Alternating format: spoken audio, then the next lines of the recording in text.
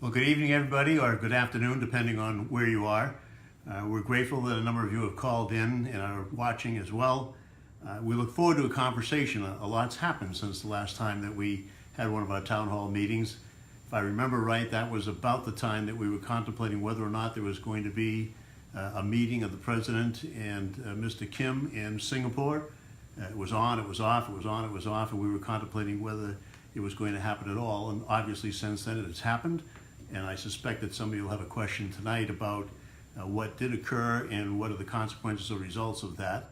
A lot has happened in regard to the Iraq situation, the Joint Comprehensive Plan of Action, JCPOA as they say, or the Iran Agreement, and the reaction of what's happening in that context.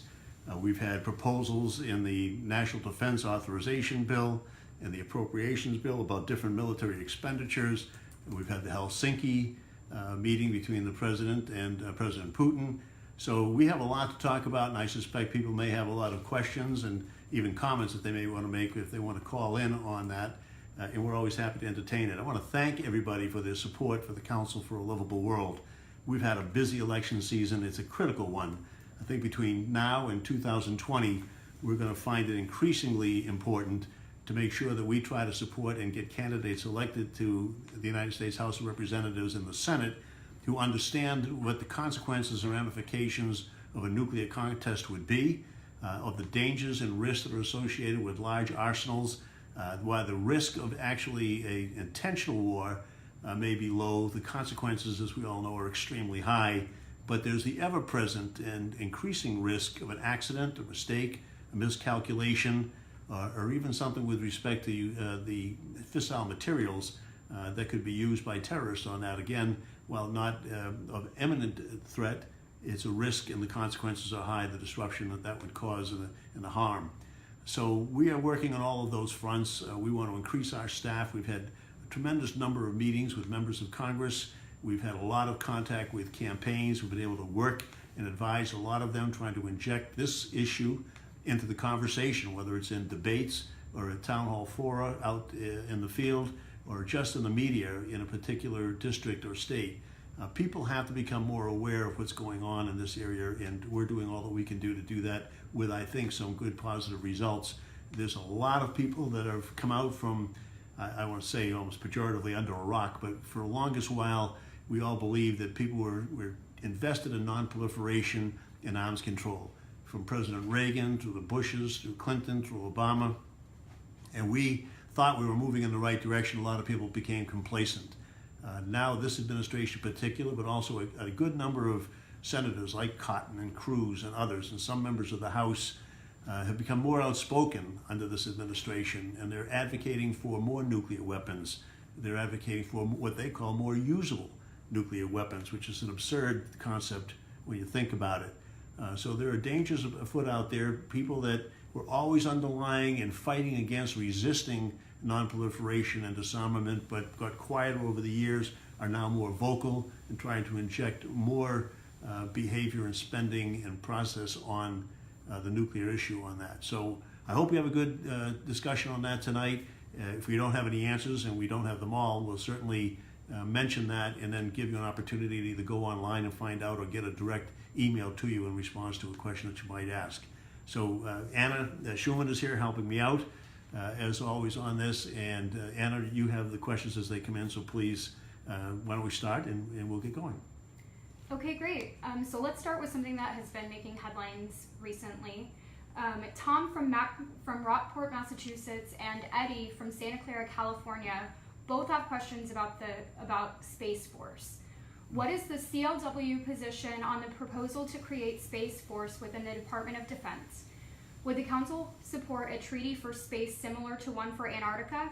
Please comment on the militarization of space. So about three questions in one then, if I take it.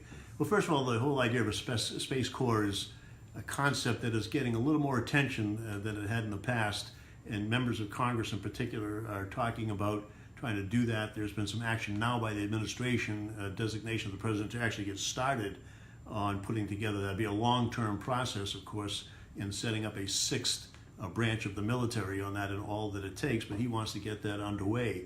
There's resistance even within the military on that. Of course, all the existing branches like to protect their own turf, and if anybody's going to expand, they want to expand within one of those. In fact, the United States Air Force has a part of its operation that focuses on space as it is now, and I think they'll fight very hard to not have another whole bureaucracy created. But those are some of the arguments against it. In fact, the cost of doing this, the implementation of yet another bureaucracy that would make it difficult, and the wondering by many, many people of why are we going to need that, because answering one of the second question on that, there ought not to be a militarization of space.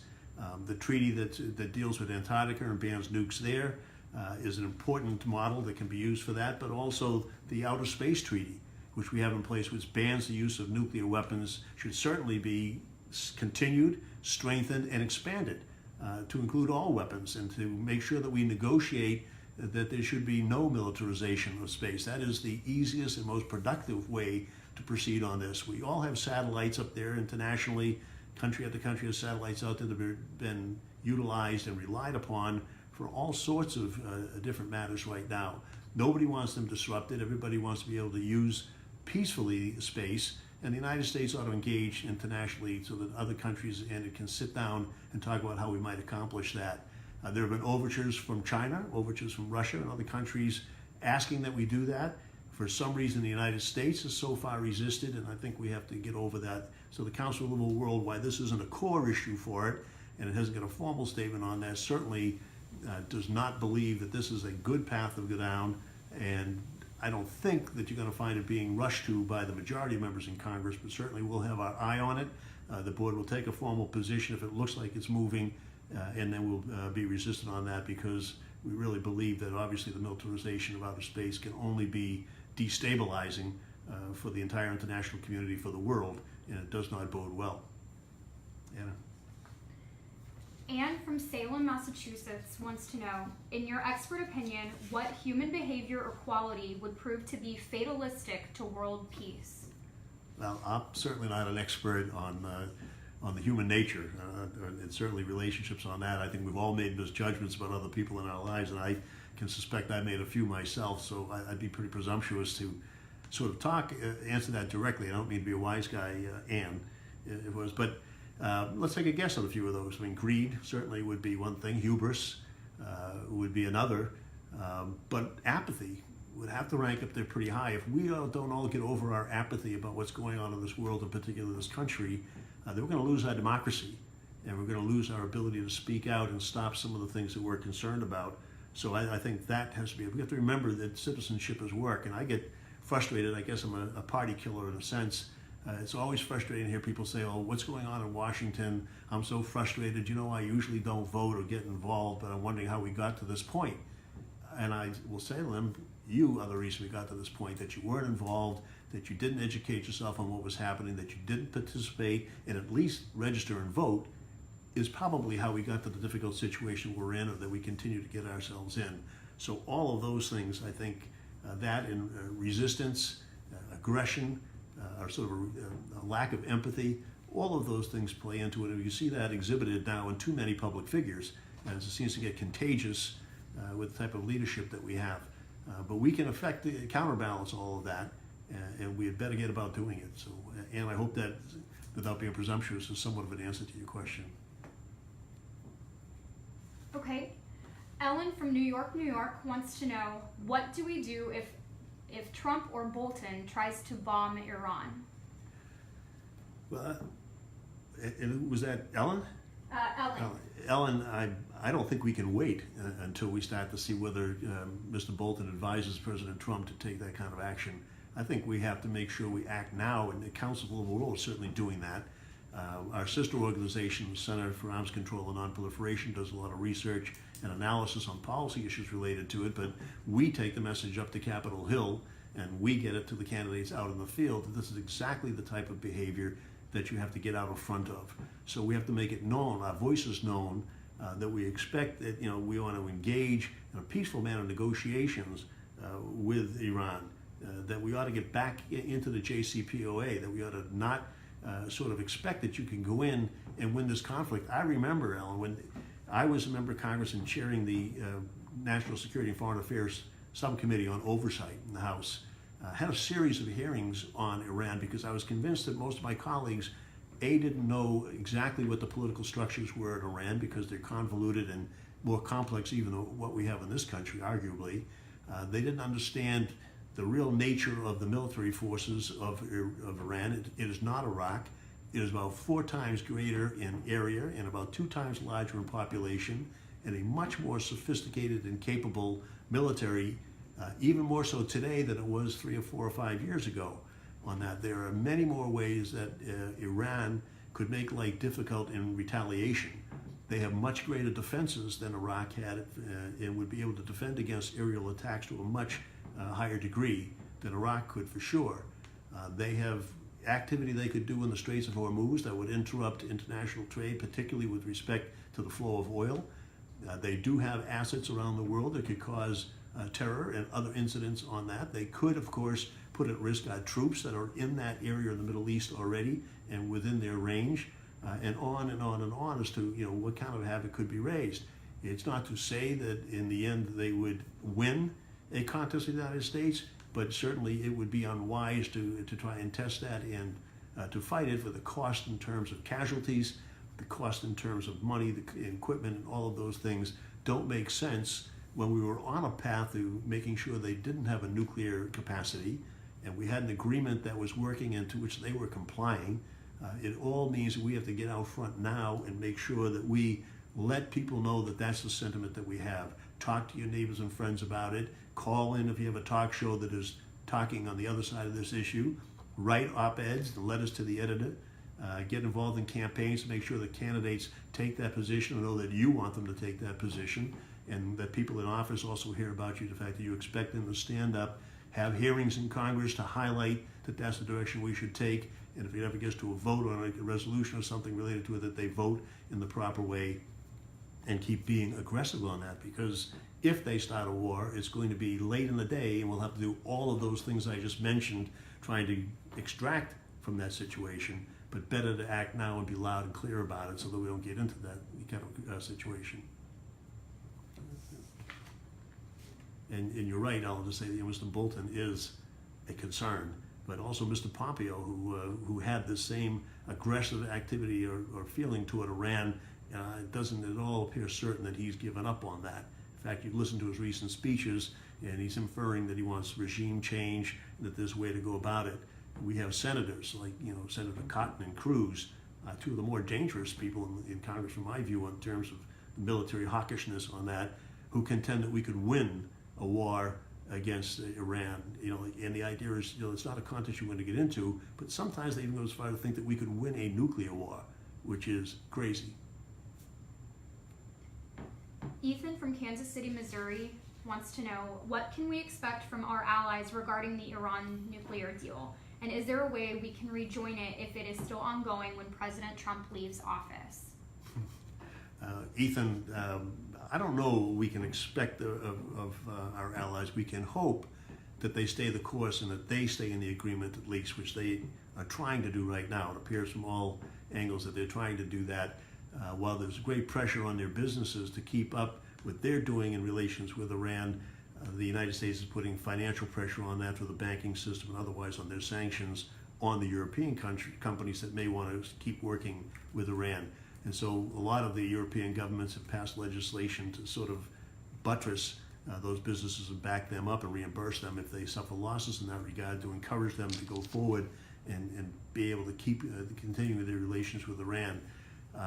It's going to get problematic at some time. That pressure is going to mount, and you might find, or we might find, that some of these countries start backing off of their commitments under the Joint Comprehensive Plan of Action, in which case that's only going to give Iran not only international sympathy as being the ones who didn't violate the agreement, and in fact the United States did, but it's also going to make them start thinking about whether or not they want to pursue again a nuclear weapon on that. And while they've been slowed certainly by all the things they've done to be in compliance with the agreement, they do have the capacity and the knowledge, at least, to start moving in the other direction, which is exactly what we don't want.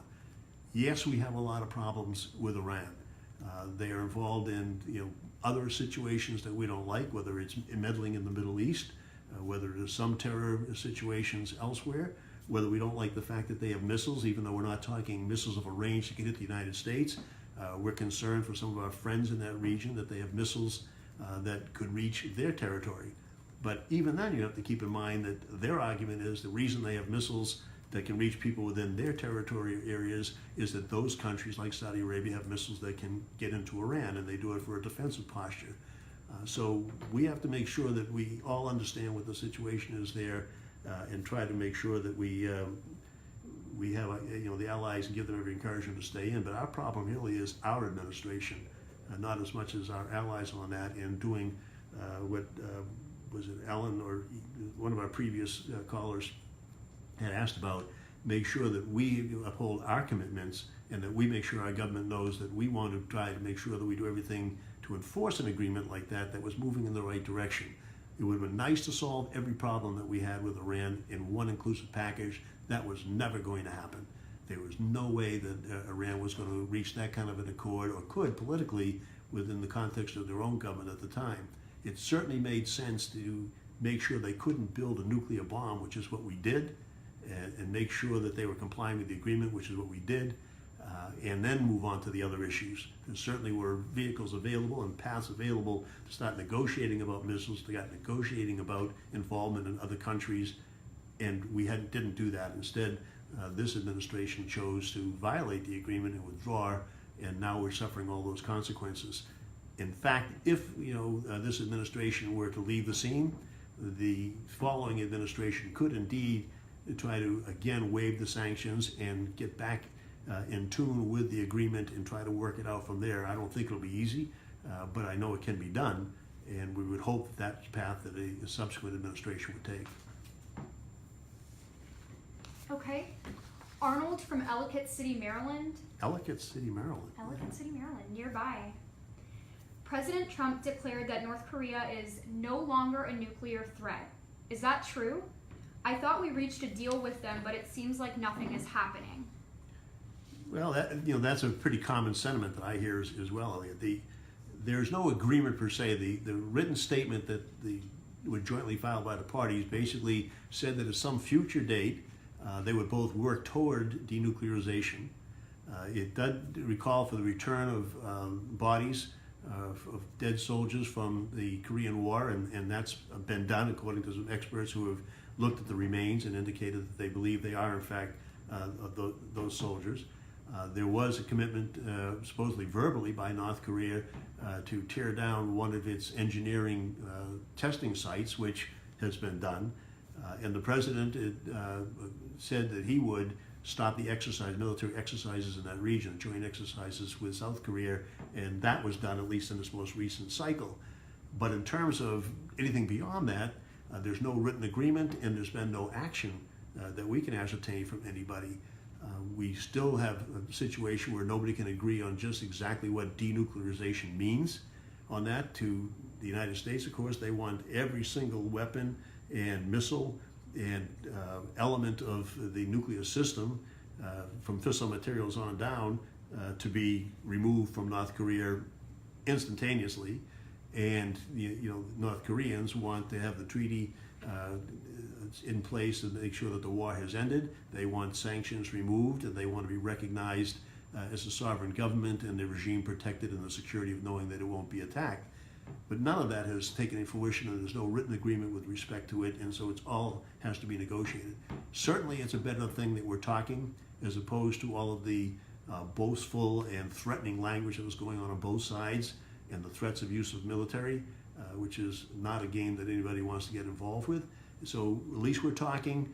People can argue, and I think many have reasonably, that this whole idea of going and having the summit in Singapore, while it was a good move in terms of getting into negotiations, it was poorly orchestrated, and that there was a lack of preparation, not enough expertise in the administration to not only prepare but to carry out the conversations and to bring them to a concrete conclusion that could have been reduced to writing and followed afterwards to see whether or not it could be verified and people would comply with it.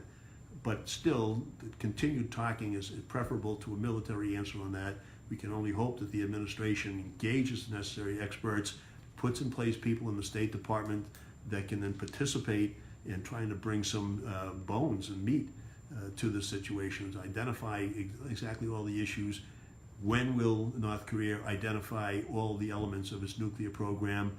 How soon will they start removing them and dismantling them, and how will we verify that?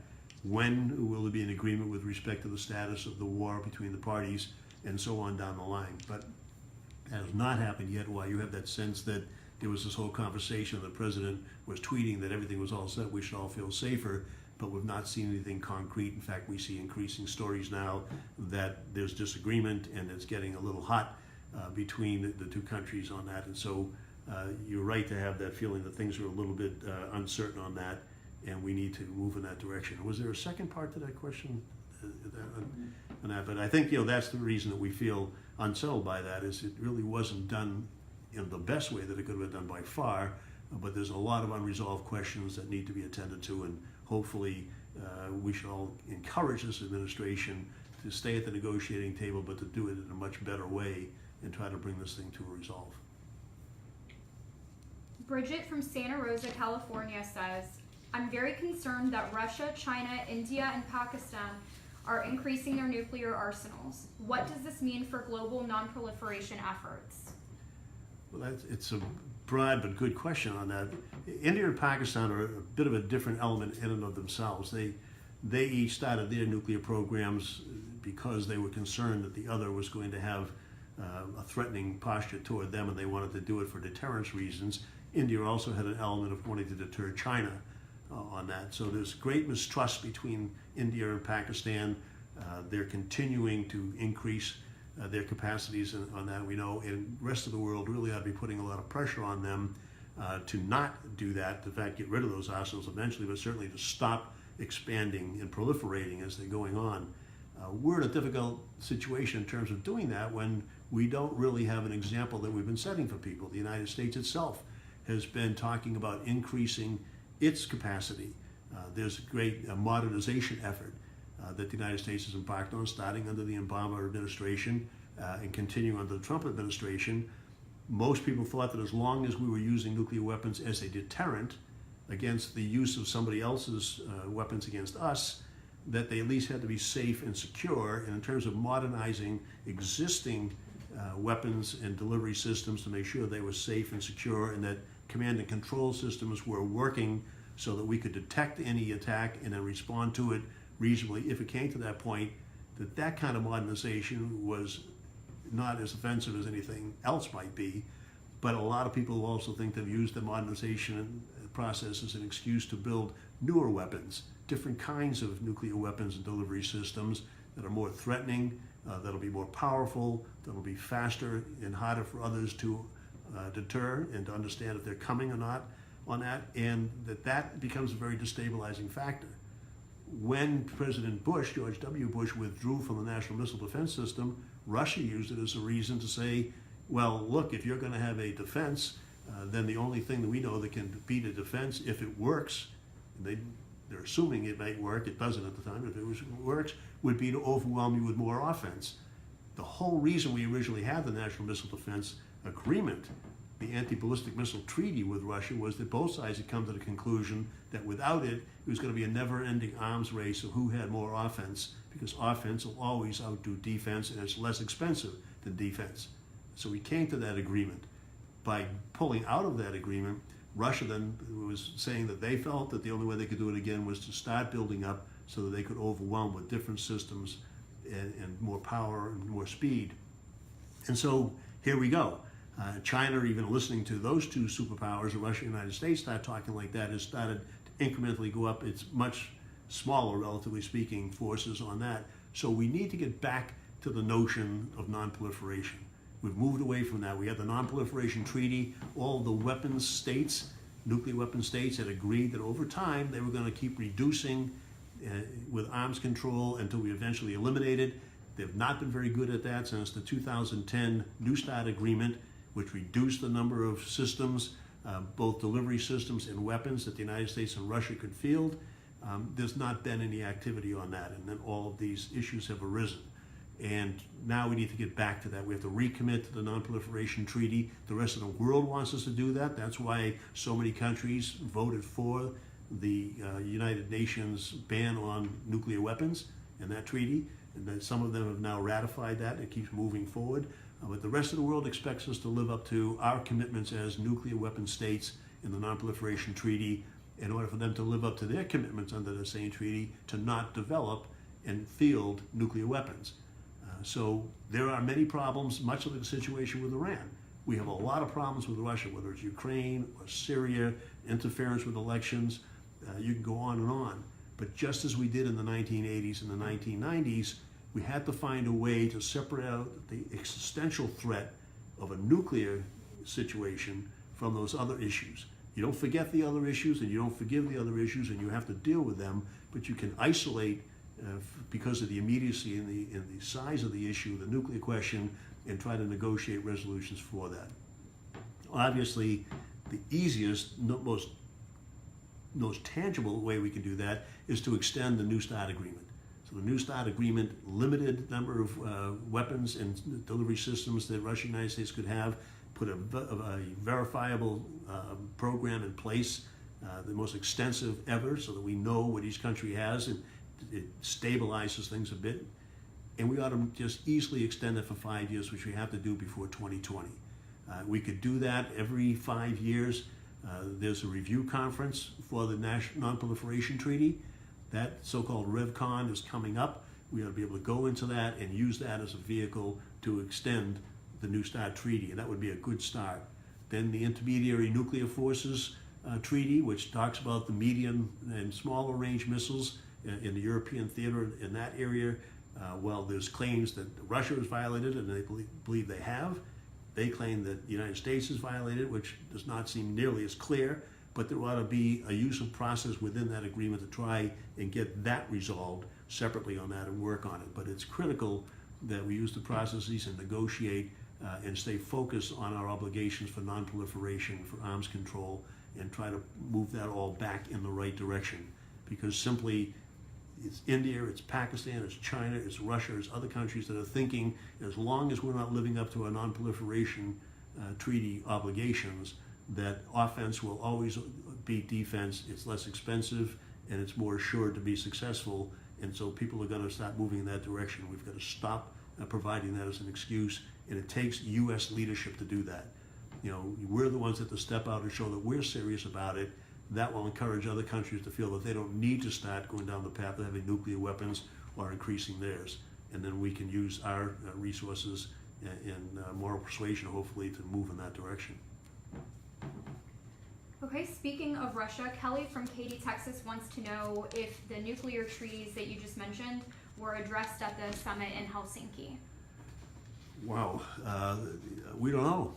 That's the interesting part of that, is that we just simply don't know, because there was no record of the Helsinki meeting between President Putin and President Trump for, an hour or two, when they met privately with only an interpreter who's certainly not sharing, what they interpreted. So we will get different stories out of Russia, and have got some stories already. The United States would be in a reaction to that, but we don't hear a lot even on that basis on that. So it's hard to tell exactly what was discussed. You would hope that they discussed all of these issues and that we're moving in the right direction.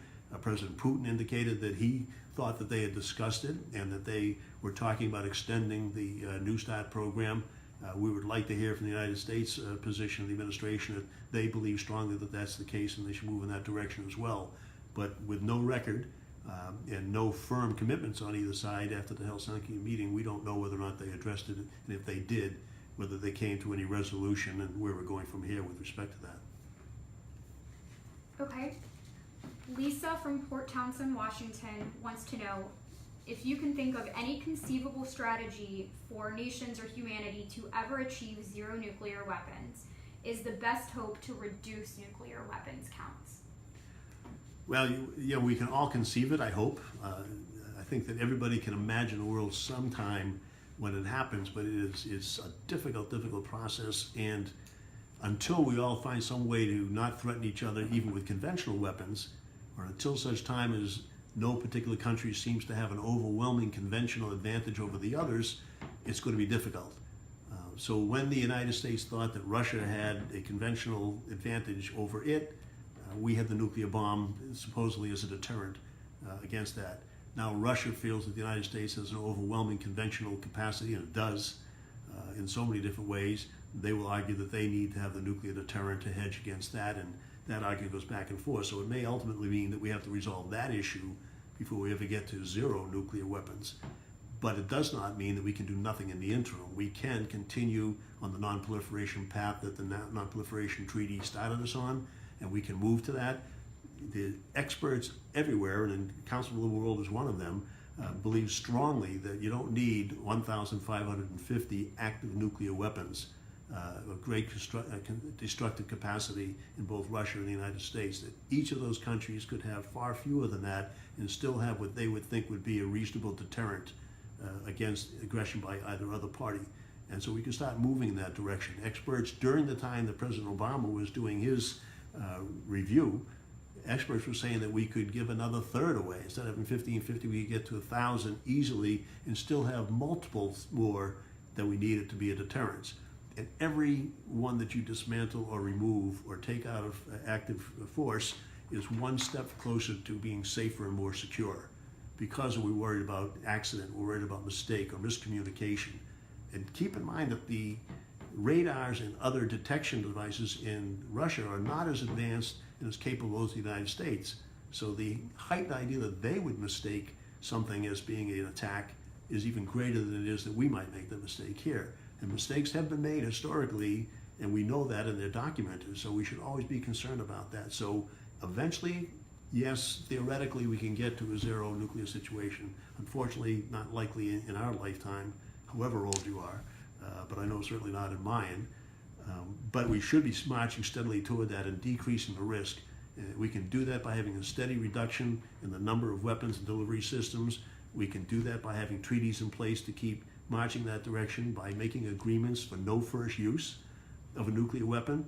We have legislation proposed by Senator Markey from Massachusetts and by Ted Lieu, Representative Ted Lieu from California, that we won't have any first use.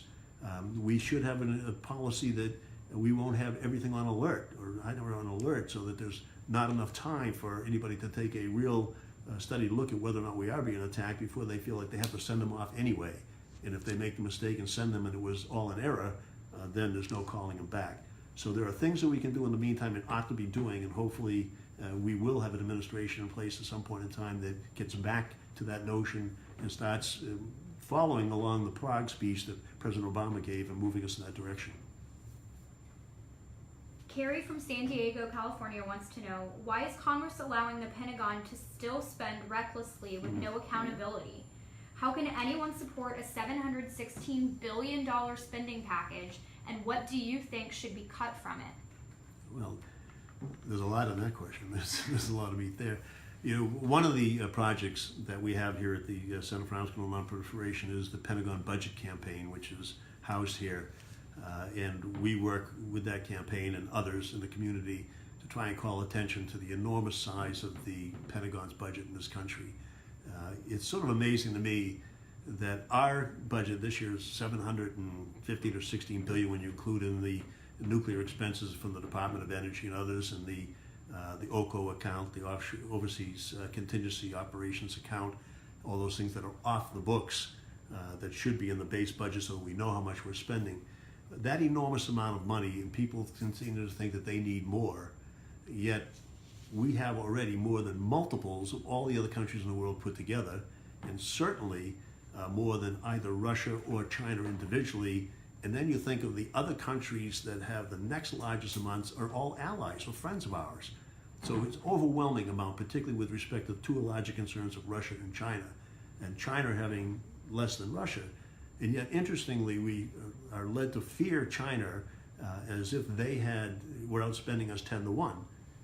So we're outspending them by that kind of a multiple. So either they're tremendously efficient and they've put to use whatever fewer dollars they're spending on a system, or we're tremendously inefficient or just insane for spending the amount of money and then to be able to think that we still need to spend more. So if we look at the amount of fraud, waste, and abuse in our Pentagon's budget, you start to think more towards the latter. If you understand that the Pentagon is the only U.S. agency that's never passed an audit, and they haven't done an audit, and that the only ones they've attended with portions of the whole Defense Department have been determined to have not been successful audits and to not even be accurate, then you start to get a feeling for it. Going back to my own experience when I was on the oversight committee and chairing that oversight committee, we had hearing after hearing where we showed the billions of dollars being wasted on that and fraudulent expenditures of money. And so Congress has to continue to do that oversight. Since the Democrats lost the majority, frankly, there hasn't been that kind of oversight.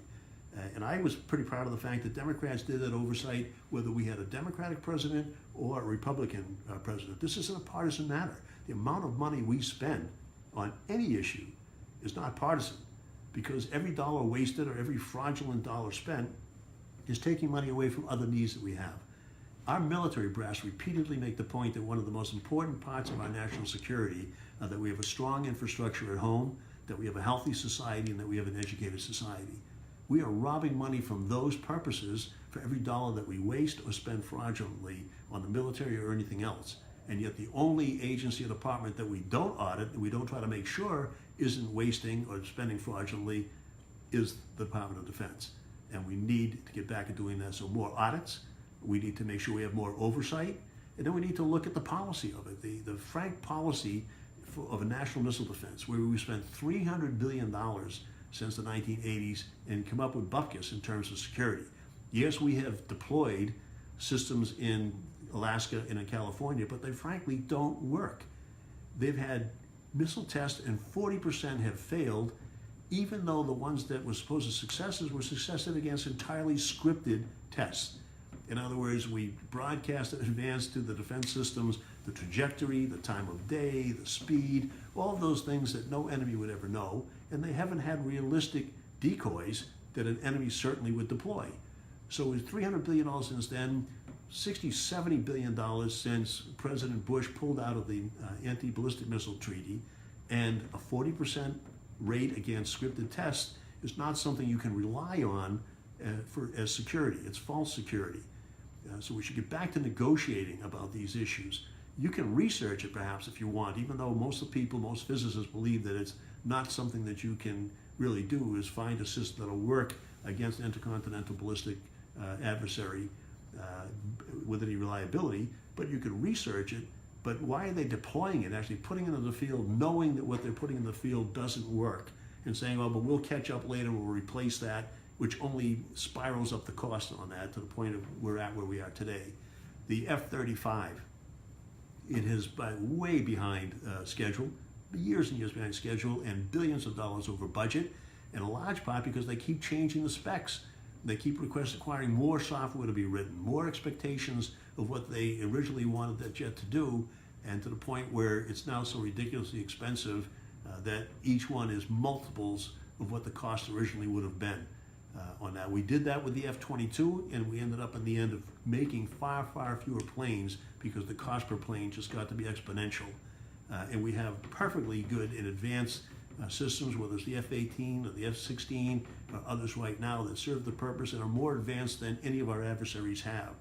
We have ships that we're building that the military hasn't even asked for, that some members of Congress are fighting for as a jobs program within their particular district. It goes on and on of the things that we could do to cut back on those expenditures and make ourselves more secure than we are today, and put some of that saved money into the infrastructure, the education and health and other purposes that are essential to our national security, not the least of which is hardening our electrical system, our water supply, all those other things that might be at risk from a cyber attack. And in fact, increasing our cyber defenses would be a good expenditure as well. So the members of Congress, why do they vote for it? Well, some believe that you just have to use brute power, and the more weapons and more money you spend is equivalent to more national security. Some people really do believe that. Some people are afraid that they're going to get labeled as weak on defense, and we know that's true.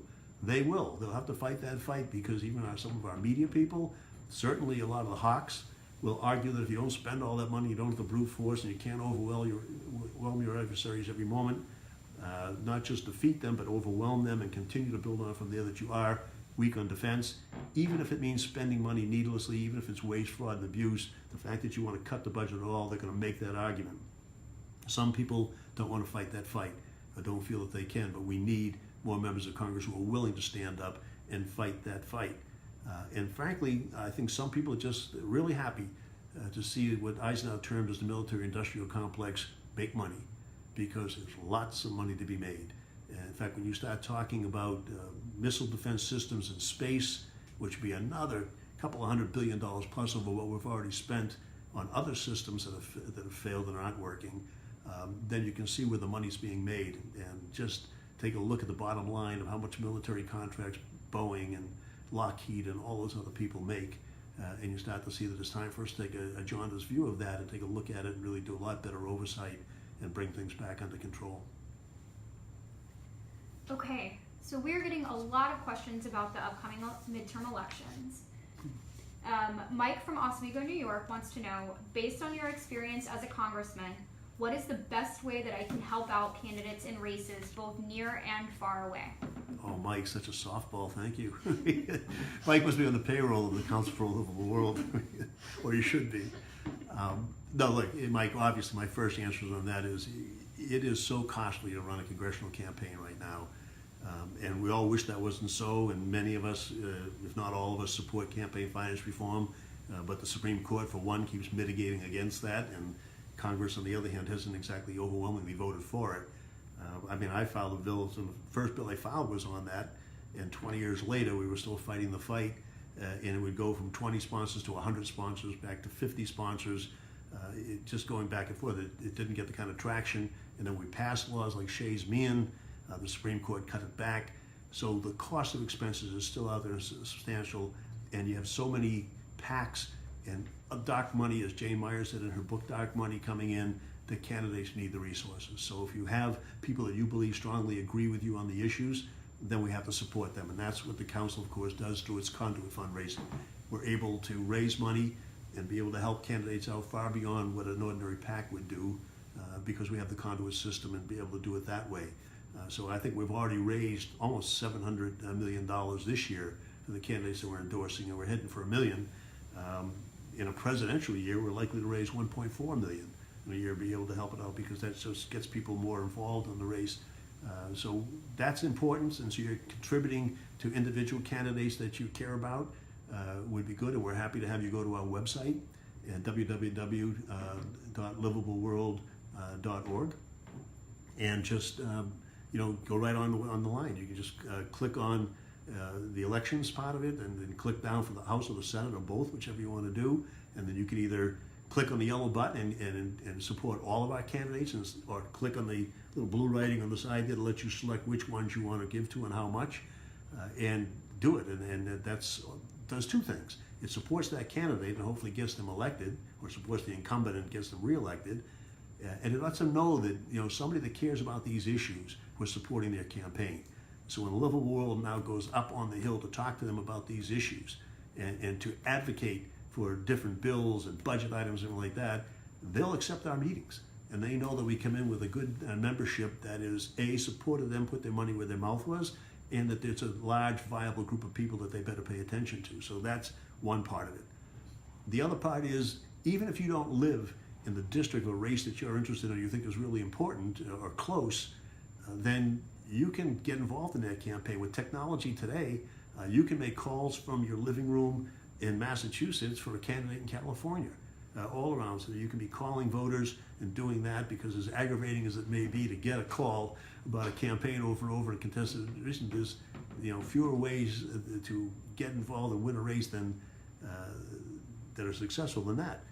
People have to be touched. So if you're not going to be able to be close enough to go and join a campaign and knock on doors and talk to your neighbors on that, then certainly you can call in and discuss it with people. The closer you are to the ground, obviously the more effective, but everything helps. And there are going to be so many races this time that are critical and on the cusp. They could go either way, that you can get involved in every campaign and be important on that.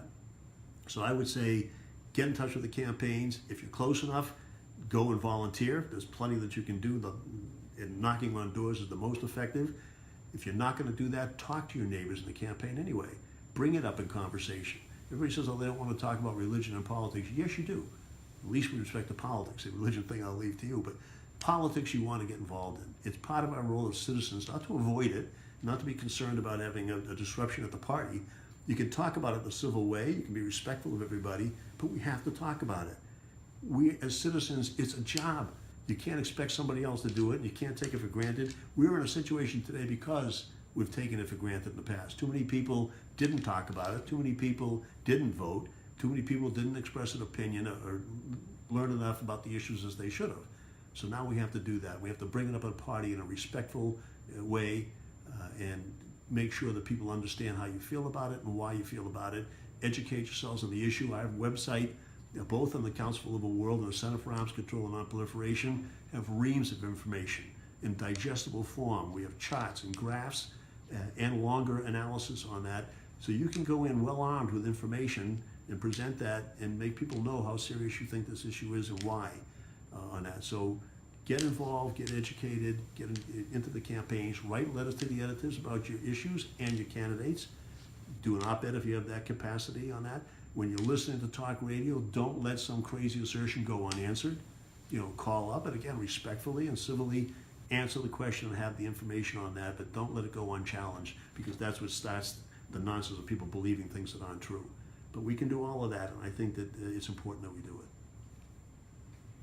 Okay, on that note, Sarah from Toms River, New Jersey wants to know if there are any particular candidates who need her help the most. Well, yes, and they're legion. Because right now, I don't think there's an unimportant race in this country right now. When we look at the numbers, and we're a nonpartisan organization, but let's be serious, almost everything is being made partisan by one party, and it's been the Republican Party lately. So we have friends on the Republican side we work with, but even they don't necessarily want to tell their other colleagues that they're working with us or others on any progressive issue, because the conference is a little bit jaded right now and moving in that direction. So any progressive candidate that you want to support that's in a race, important that they win, particularly if they're progressive on these issues of national security and nuclear weapons on that. So every race is a close race. There are 27, I know, that are, I think the Cook group is put up for grabs. There are seats that are leaning one way or the other, but depending on the nature of the tone of the country as we move into election day, they could all break one way or the other. So you need to get on that. If you want to know the candidates that we endorse, just go to our website again and go there, www.livableworld.org, hit on the House race or the Senate races, see who we endorse, and get involved in any of those races. We obviously think they're important because they're people that have sought out our endorsement, have been interviewed by our elections committee. The election committee has then recommended to our full board that they be endorsed, and the full board has then reviewed that and done it. We've got a questionnaire from them. We've had interviews. They've gone through the process, and we're convinced that they're people that believe in our issues, believe in our position on the issues, will become leaders from it, will ask if they don't know for some guidance on that, and those are people that we feel comfortable that they're in office, that we favorably disposed to doing the right thing on that. But not all the people that we feel that way about have even had to ask for our endorsement. Some of them are in seats that they feel comfortable, they don't need endorsements or money right now, they're doing it. Some of them are not up for election this time. But we need to get a majority in charge of that House and Senate that will put these issues on the table in a way that moves our agenda forward, not that moves in the other direction. So get involved in all of them, look for our website on that. If you really have any particular question about a race, don't hesitate, either email or call us directly, and our experts here will discuss it with you person to person. And that's what we're here for, and we're happy to do that. So James McKean is our political director, John Isaacs, me, Alex, and any one of us that are working on this every day will be happy to engage with you and talk about a particular race and the research that we've done on it and what the prospects are on that. But when I say that every race is important, I can say that a majority of them, with the exception of the ones that are obviously districted in such a way that they're not contested, there's about 60 or 70 races or more in some estimations that are in contention. So we've got a lot of work to do, but there's plenty of room for us to move on. Okay, we have two questions left, both about the election. John from Chevy Chase, Maryland wants to know what would be the impact of a progressive takeover of the House on nuclear weapons issues and on constraining President Trump? Well, it's a good question, and I think there could be a huge move on that. I'll give you one example that just came immediately to mind when you were talking on that. Adam Smith, who's now the ranking member of the Armed Services Committee in the House, has filed a bill for no first use of nuclear weapons. Obviously, as long as he's a minority and a ranking member, that's not going to get a hearing, it's not going to have experts come in and testify, and it's not going to get a vote. If he were the chairman of the committee, because the majority changed on that, all of those things would happen. And last time there was a vote on another issue related on this, of whether or not we would build a new kind of weapon system, that House Armed Services Committee voted down the party line, but every Democrat voted to not go in the direction of expanding uses on that, of moving against disarmament or arms control. And so if that were the majority, then we wouldn't be going down that path on that. So I think it's going to make a significant difference on that, with no first use and supporting bills like that, maybe taking off high alert systems, forcing somebody to deal with that issue. What matters they can't resolve by actually winning in a vote, because if the House changes and the Senate doesn't, or vice versa, you might not get it through both bodies. They can change through public perception by having hearings. The power of having hearings in Congress is enormous, of moving to public discussion, of putting on the agenda things that need attention, or getting the media to start focusing on things that are important is great. So the idea of what they can do in terms of having hearings, what they can do in terms of putting the agenda of those items up for a vote and discussion and getting conversation going on is enormous. I think the impact of changing one or the other houses, certainly both, would be tremendous, because you can force the issue and you can move the public to finally become aware of what the actual facts are, and sentiment can move in that direction. Pressure can be brought on any administration to either not do the wrong thing or stop them from doing the wrong thing, maybe even nudge them in the right direction. Okay, and our last question is from Ruth in Portland, Oregon. We are 84 days from the election. Do you think the blue wave is still going to happen? Well, I think the House is going to swing. I wouldn't bet my house on it, because I'm just not a betting person. But if I had a small amount of money I was going to wager, I would wager that there's going to be a change. Whether it's going to be a wave or anything, I think it's going to be enough to win back the majority of the House. The potential for a wave is there. You just don't know what's going to happen between now and then, particularly when you have such an erratic administration in place, and anything can change the dynamic on that. But I think things are trending in that direction right now, and it shows great sign for that.